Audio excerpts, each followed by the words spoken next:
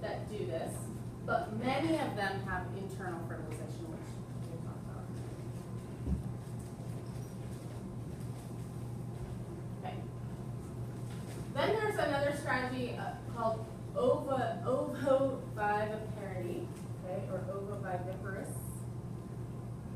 So this is a method of internal fertilization where the eggs develop within the uterus of the mother, but they're attached to a yolk sac that they're feeding off of. So there's little input nutritionally from the mother directly. Okay? They're feeding mostly off of the yolk sac, but they are developing within the mother's body in a uterus. So it's kind of this in-between. When they are born, they are of a stage where they're able to swim and feed on their own. Okay? And usually there's very little parental care after that. So there are a lot of sharks that do this. There are also some bony fishes like rockfish and surf perch that do this as well. Yeah, just wondering if you go back for one for the other side. Okay, thanks. Sure. Okay, so this is what it would look like. They sometimes call these candles the uterus. So what you're really seeing here are the yolk sacs. So this is, you know, one, two, three, four, five, maybe 6 babies developing in one uterus, and they usually have 2. Okay. And then another batch here. So this is, I'm not sure exactly, that might be some kind of smooth hound or something, I'm not sure, little shark. Can't see its face. So, but yeah, the two uteri, okay, usually developing several babies within each one that will feed off of that yolk sac and then be born live. Okay? So that's why it's, so ovo, again, egg, and then live birth. Viviparity. Okay? And then, okay, so one that you're probably more familiar with, since it's what happens in mammals, is viviparity, or viviparity. Viviparity, the young are directly attached to the mother's uterus, so they are deriving their nutrition directly from the mother, not a separated yolk sac.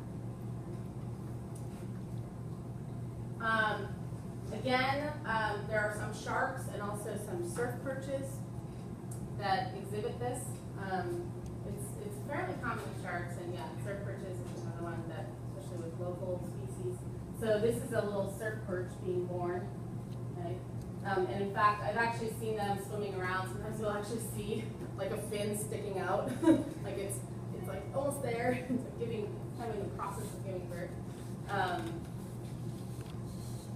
So they'll develop, like one species I work on is black surf perch.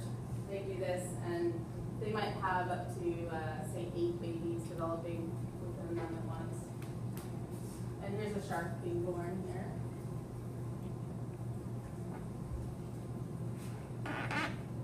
Yeah.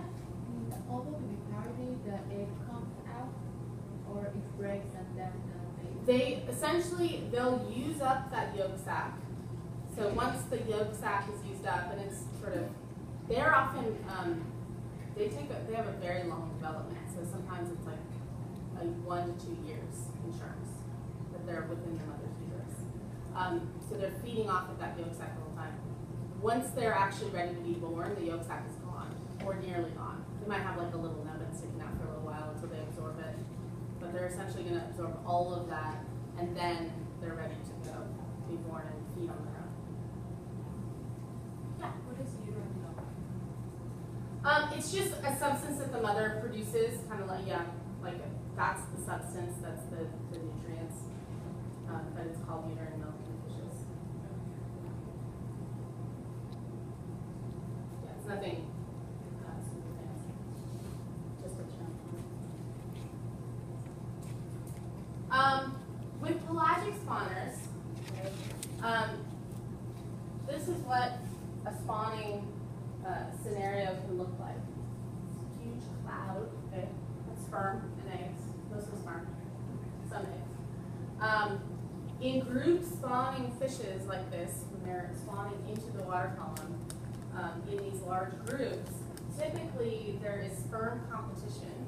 So the males will release a lot of sperm at once in hopes of gaining most of the paternity.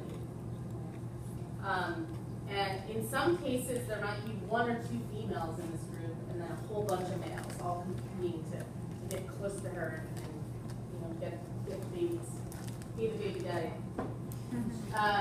So the advantage of this type of spawning is that you can have wide dispersal. They're spawning up into the water column. Typically, they will do so on a down current area off of a reef, so that those eggs are carried away from the reef into the pelagic zone, where they'll spend, depending on the species, weeks to maybe up to 2 months in the pelagic zone as little planktonic baby fishes, okay?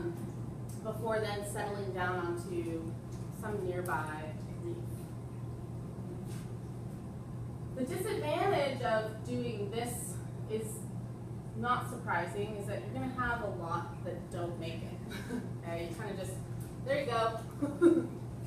See ya.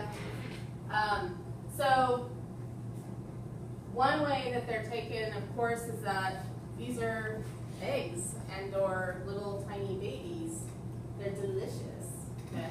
So there's a lot of plankton feeding fishes and other invertebrates that are going to chow down on these almost immediately.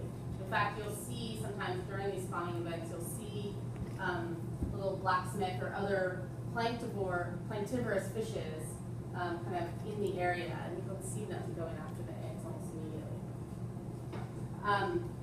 Some of the ways that fishes get around that is by the timing of the time of day that they'll spawn. So there are a lot of dusk spawners where a lot of the planktivorous fishes may not be out, so they try to, there are some timing things where they try to avoid that kind of predation on eggs. And then being in a bit of a current area helps to sort of get them off the reef, where those fish maybe aren't going to go way off the reef to chase them. So that's some ways that they try to compensate.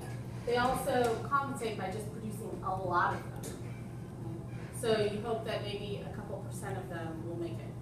Right? Of maybe 1 million, some of the females can produce hundreds of thousands of eggs, and you just hope that a few will make it.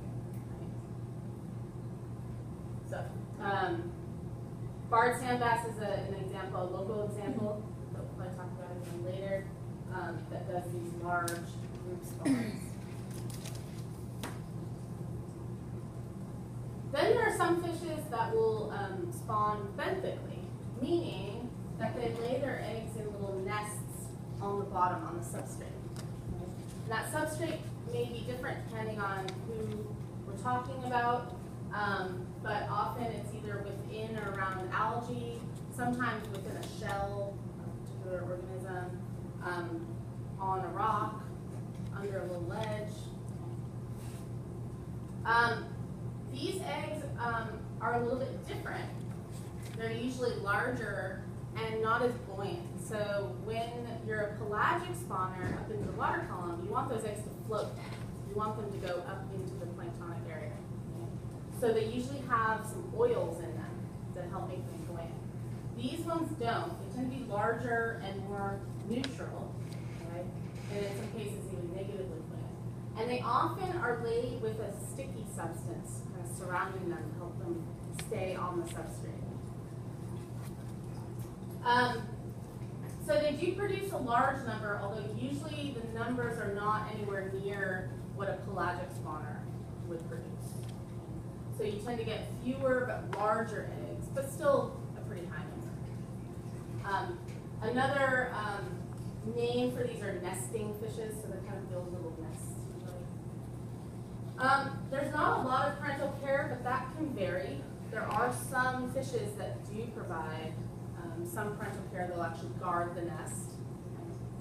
And the larvae, once they're born out of these eggs, Depending on the species, some are pelagic, so they'll be born kind of in an earlier stage and go up to the surface and kind of float around for a while before they settle back down somewhere else. Some of them are benthic, so they're born basically where their parents laid them and they kind of stay around that area. Or maybe go to like a nearby. Yeah. So a pelagic parent would be better than benthic? So No, no, it's species dependent. It's not individuals. Yeah. Is it caviar? Yeah, well, caviar are eggs. Usually that's, well, there's a couple species they use, but sturgeon is an example of one, where they actually strip those eggs from within the body of the sturgeon. So they're not taking them off the reef or something. They're actually getting them But from. are they pelagic eggs or benthic eggs? I think sturgeon are pelagic spawners. I don't think they're nesters yet. So they actually will strip them from the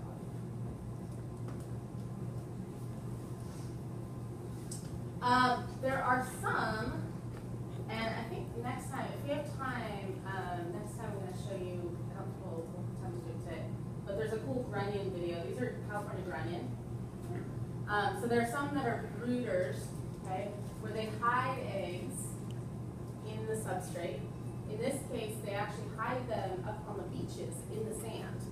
So they'll come up, and the male will actually carve out a little area, okay, and lay the eggs in there, or sorry, the female, and then the male will go over and fertilize them.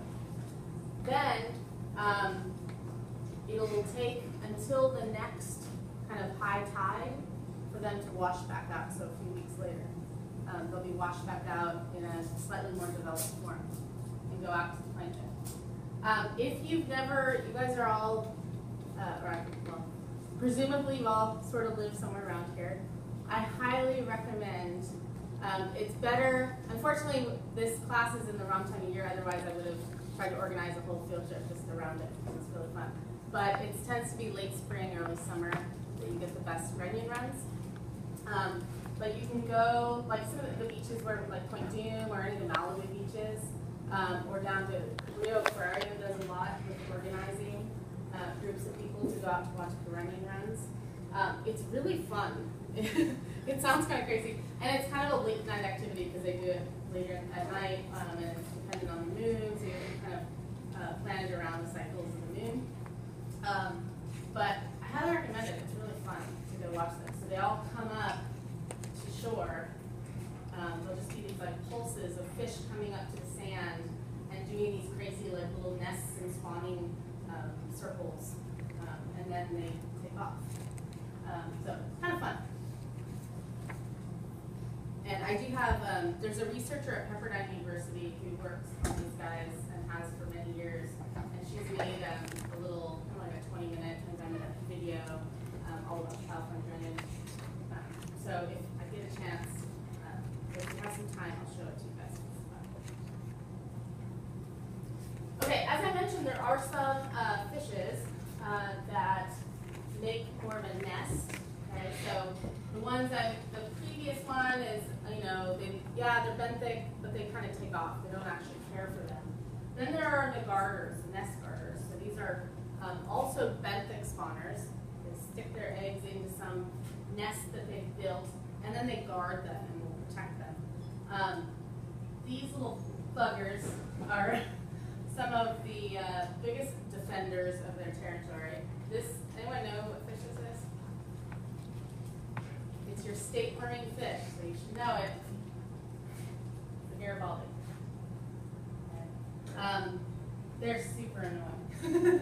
And they are protected by virtue of being the state marine fish, but sometimes you really want to just catch them.